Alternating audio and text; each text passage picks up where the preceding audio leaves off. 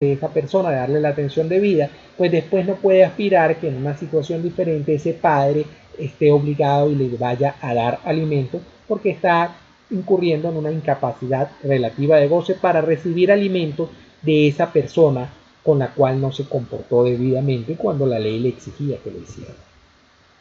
Son incapaces para recibir por donación las personas establecidas en el artículo 1000, las personas a las que hace referencia el artículo 1436 del Código Civil. Y el 1436 del Código Civil nos dice que son incapaces para recibir por donación los mismos que son incapaces para recibir por testamento de determinadas personas. Es decir, los que ya vimos hace un momento y a los que se refieren los artículos 844, 845, 846 y 847 del Código Civil.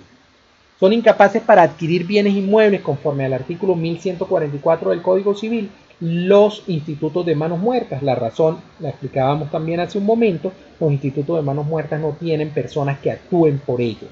Por tanto, ese bien, en caso de pasar a propiedad de un instituto de manos muertas, quedaría fuera del comercio. Por otra parte, hay incapacidades en materia de ventas. ¿Okay? Hay una incapacidad relacionada con el matrimonio para comprar y vender. El artículo 1481 del Código Civil establece que la venta entre marido y mujer no tiene efecto, lo que quiere decir que una persona puede tener capacidad jurídica, legal o de goce, puede ser propietario de cualquier tipo de bien mueble o inmueble, excepto de los que le venda o le pudiera llegar a vender su cónyuge, porque hay una prohibición expresa del 1481 para realizar ventas válidas entre marido y mujer. Lo que quiere decir, insisto, en que yo puedo ser titular de cualquier bien, excepto del que me venda mi esposa, porque está prohibido por el 1481 celebrar contratos de compra-venta entre marido y mujer. Por otra parte, el 1482 establece ciertas prohibiciones en materia de ventas, y esas prohibiciones establecidas en el 1482 tienen que ver: el padre y la madre no pueden comprar los bienes de los hijos sometidos a potestad. Es decir, mientras mis hijos estén sometidos a mi potestad, yo no voy a poder comprar los bienes que le pertenecen a ellos.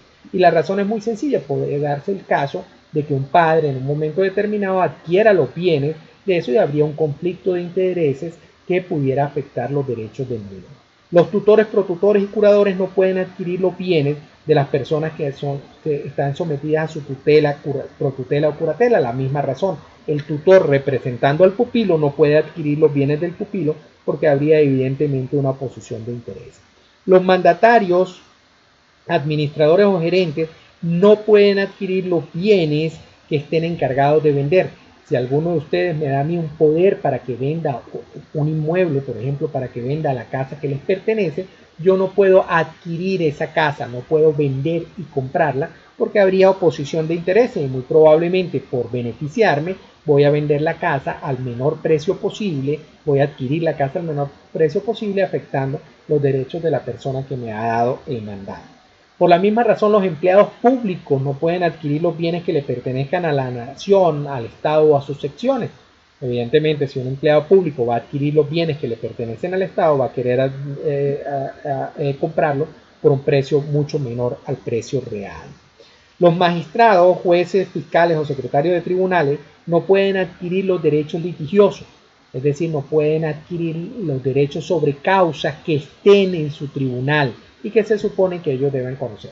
La razón, evidentemente, es muy sencilla. Si yo como juez, quiero comprar los derechos litigiosos a una persona, pues es muy fácil irle a decir: mire, yo voy a decidir su juicio y usted va a perder ese juicio. Ahora bien, yo le puedo dar un pago simbólico para que no pierda la totalidad de tanto, adquirir esos derechos y obviamente después tener una sentencia diferente a la que había ofrecido o a la que había dicho que vendría con respecto a esto. Las incapacidades, además de eso, existen incapacidades relacionadas con la tutela que hicimos referencia ya. El tutor y el protutor puede adquirir los bienes que son del pupilo, que han sido del pupilo, que hayan salido del patrimonio del pupilo durante la tutela. Ni siquiera en subasta pública puede adquirir estos bienes. Ahora bien, si no hay incapacidades generales de goce, sí existen incapacidades generales de obrar. ¿Okay? Si hay personas que son incapaces de obrar y que tienen una incapacidad de obrar general, plena y uniforme. En este caso hablamos de los menores de edad, ¿okay? Que por su poca experiencia vital y para protegerlos a ellos mismos, la ley establece una incapacidad. Es decir, un menor de edad puede ser titular de derechos y obligaciones. Puede, por ejemplo, ser propietario de un inmueble. Puede resultar obligado en un momento determinado por cualquier razón. Sin embargo, lo que no va a poder realizar es actos jurídicos válidos sobre su propio patrimonio, sobre su propia persona, porque entendemos que si lo dejáramos hacer los actos que él quisiera hacer, pudiera resultar afectado.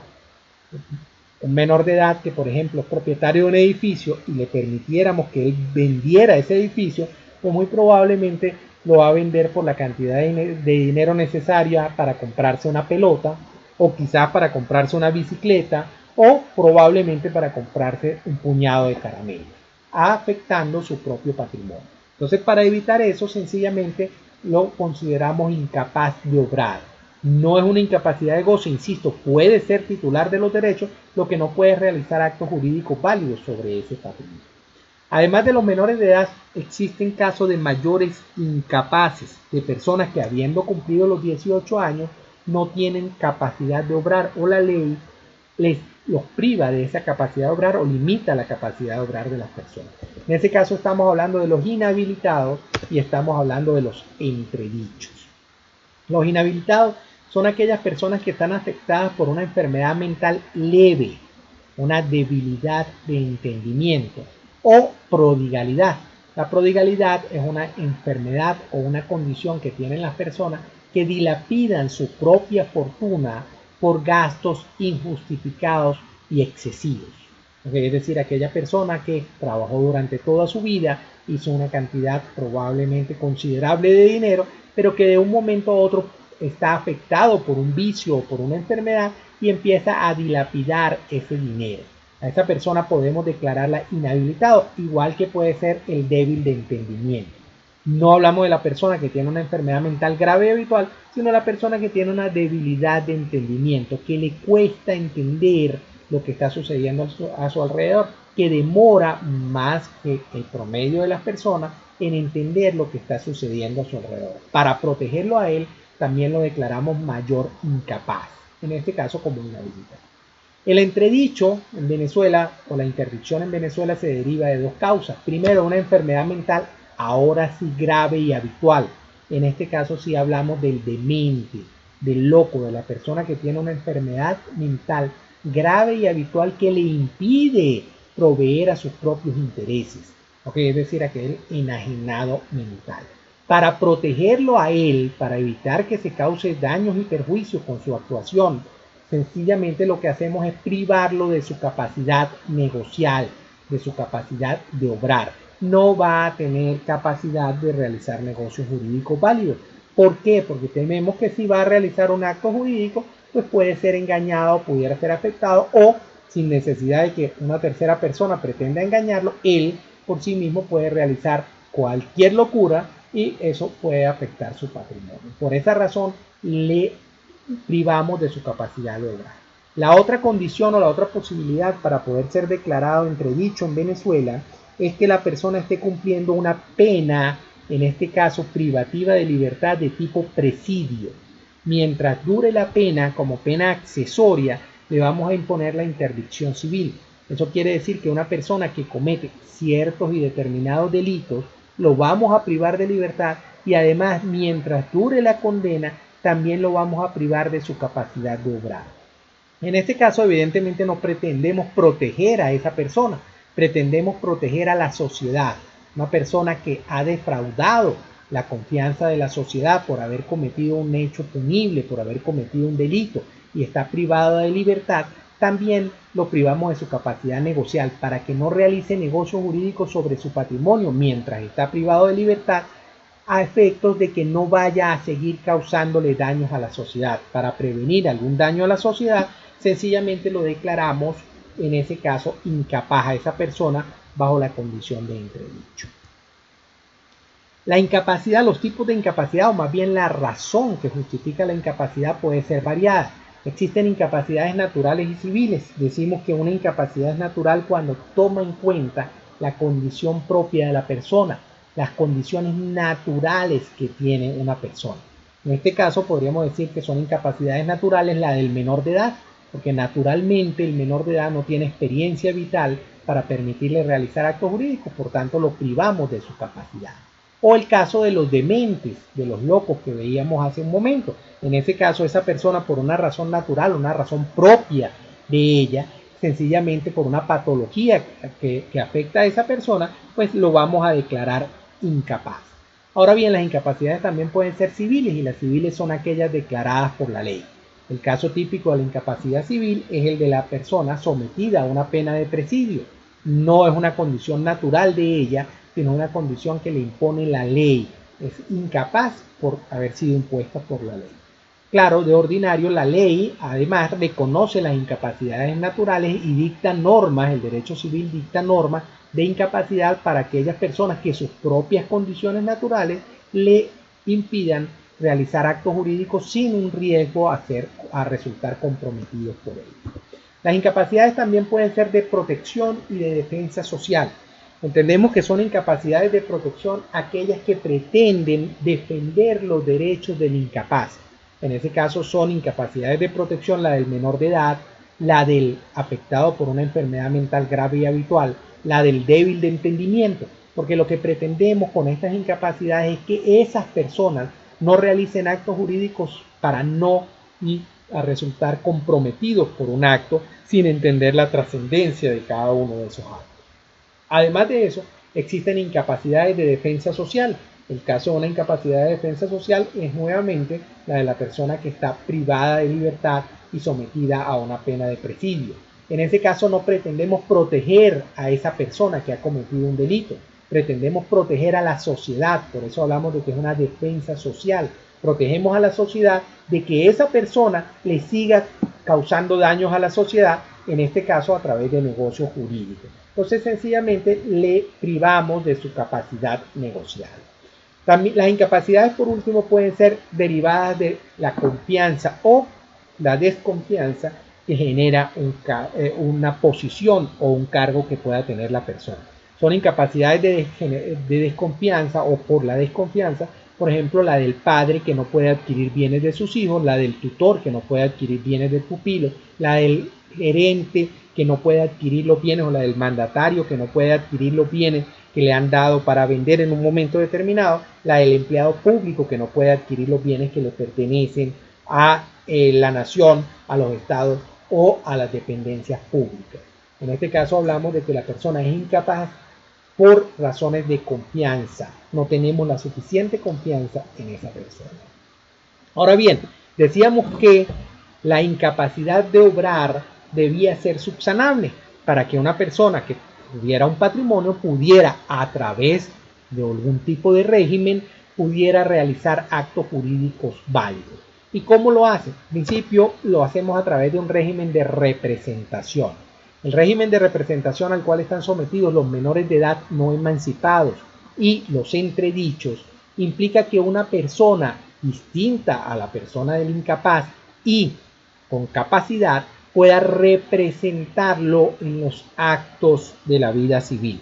Es decir, pueda actuar por él. Ya no vamos a ver de que la persona por sí misma va a realizar los actos sobre su patrimonio, sino va a haber otra persona que actúa en la vida jurídica en representación de él.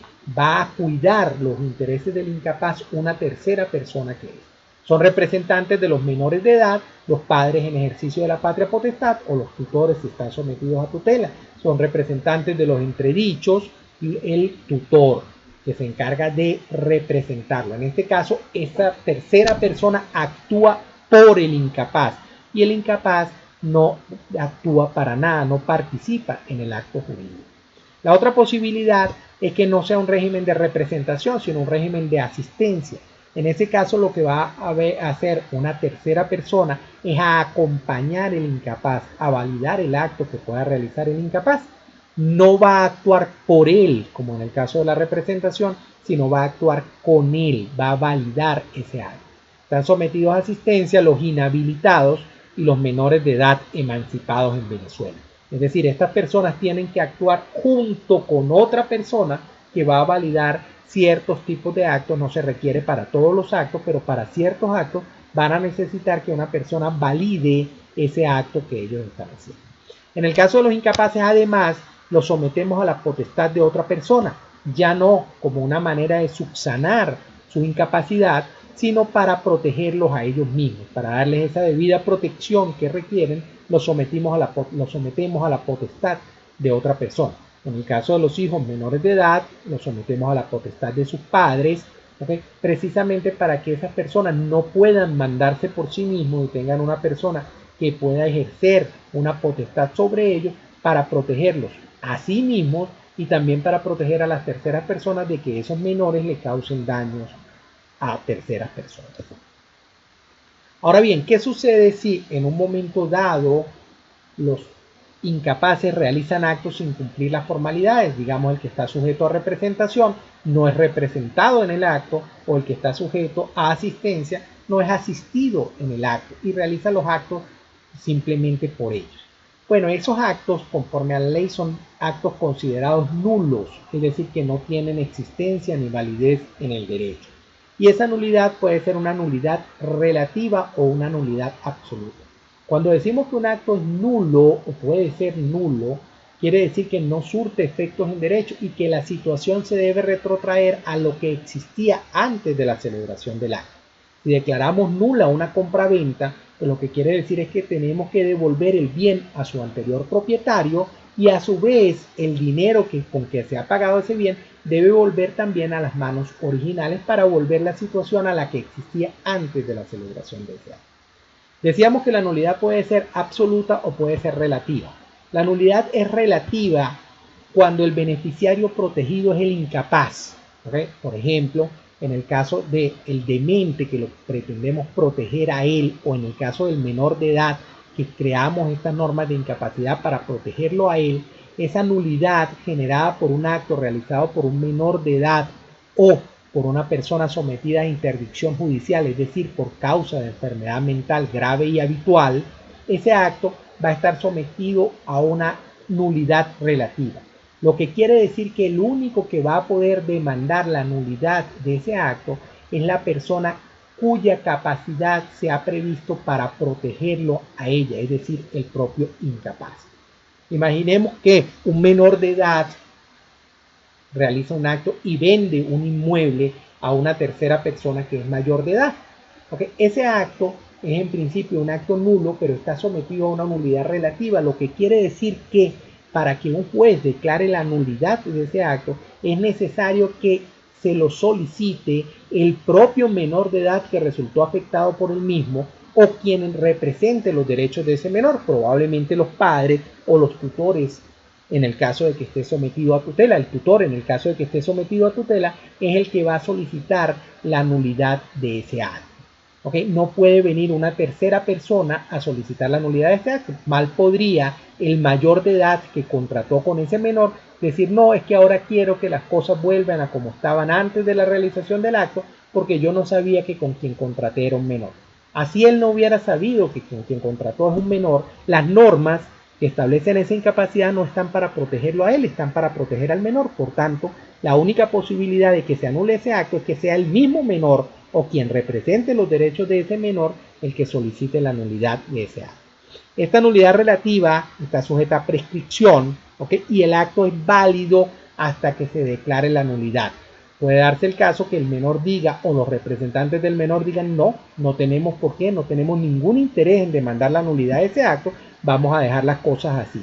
No podría el mayor de edad decir: no, pero es que yo negocié sin saber de que la persona era un menor de edad. Bueno, pero las normas no están para protegerlo a él, están para proteger al menor de edad. Y si el menor de edad considera que no necesita esa protección, o quien represente los derechos del menor de edad considera que no necesita esa protección, pues no se va a demandar, o no van a demandar la nulidad del acto, y ese acto va a continuar siendo válido. Ahora bien, existen otros casos cuando la nulidad no es relativa, sino que es absoluta. En este caso hablamos de que hay una nulidad absoluta cuando el beneficiario protegido ya no es el incapaz, sino es la sociedad. Recuerdan que decíamos que en las incapacidades de defensa social, por ejemplo, la del sometido a una pena de presidio, allí es interesado cualquier miembro de la sociedad. Por tanto, en ese caso la nulidad es absoluta, absoluta en el sentido de que cualquier persona puede demandar la nulidad de ese acto. Y lo puede demandar porque cualquier persona es miembro de la sociedad. Y si las normas están hechas para proteger a toda la sociedad, pues cualquier miembro de esa sociedad puede perfectamente demandar la nulidad de ese acto. A diferencia de la nulidad relativa, que puede ser demandada solamente por el afectado, por el incapaz, en este caso cualquier persona, inclusive el que negoció con la persona incapaz, puede solicitar la demanda, puede solicitar la nulidad de esa negociación y que la situación se retrotraiga a la que existía antes de la celebración del negocio. Estos actos no son convalidables, los actos sometidos a nulidad absoluta no son convalidables. La acción para demandar la nulidad absoluta no prescribe y puede ser declarada inclusive de oficio. El juez, como miembro de la sociedad, puede declarar sin que nadie se lo pida la nulidad absoluta de un acto cuando, insisto, quien haya sido protegido por esa norma de incapacidad sea la propia sociedad y no sea el incapaz, como en el caso de la nulidad relativa.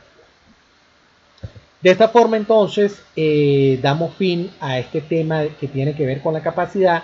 Les recuerdo que vamos a celebrar el foro y que en la oportunidad del foro podríamos perfectamente discutir cualquier duda que ustedes puedan tener con respecto a esto. Nos vemos entonces en una próxima entrega y trataremos de seguir adelantando mientras sea necesario materia por este medio. Hasta luego.